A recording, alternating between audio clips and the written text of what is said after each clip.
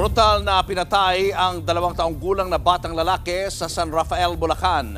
Sinakal at pinukpok sa ulo ng kanilang kapitbahay na may kapansanan. Nasa frontline ng balitang yan ang Mr. Exclusive ng News 5, Gary De Leon. Watermelon, papaya. Masayain, malambing at makulit.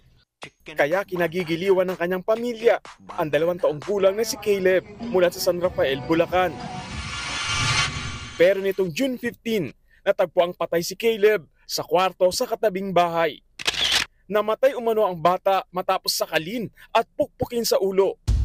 Ang itinuturong sospek, ang 15 anyos na kapitbahay nilang si alias Joven, isang PWD. Kwento ng nanay ni Caleb, iniwanan lang niya sandali sa sala ang kanyang anak nang bigla itong mawala. Hindi niya raw namalayan na dinukot ito ni Joven. Once po kasi na hinawakan siya ng ibang tao or hinila, alam ko po kasi sumisigaw yung anak ko. Naghahanap ako, umiiyak na rin po ako sa sobrang takot at kaba.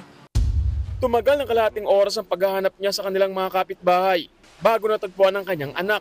Maraming beses na raw nahuli si Joven dahil sa pagnanakaw at reklamo ng pagpatay ng mga hayop tulad ng aso at pusa. Ang ina ni Joven hindi makapaniwala sa ginawa ng anak at hindi niya akalain na papatay ito ng bata. Sa ngayon, tanging pagpapatawad na lang daw ang magagawa ng ina ni Caleb sa pumatay sa anak. Nagbabalita mula sa frontline, Gary De Leon, News 5. Mga kapatid, Julius Babaw po. Iba na ang may alam at may pakialam sa panahon ngayon.